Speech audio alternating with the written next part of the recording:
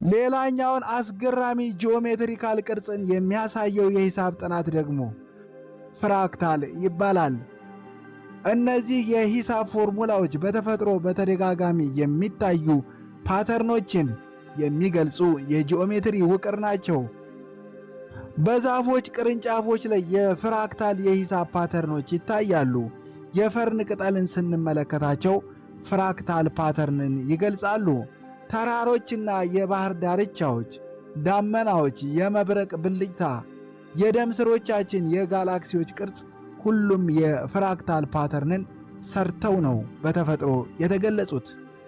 ቤኖይት ማንድልብሮት የተባለ ፈረንሳይ አሜሪካዊ ማቴማቲሽያን በሚያስገርም መልኩ ከዚህ አይተሬሽን ያገኘው ይህ በምስሉ ላይ የምትመለከቱትን ነበር።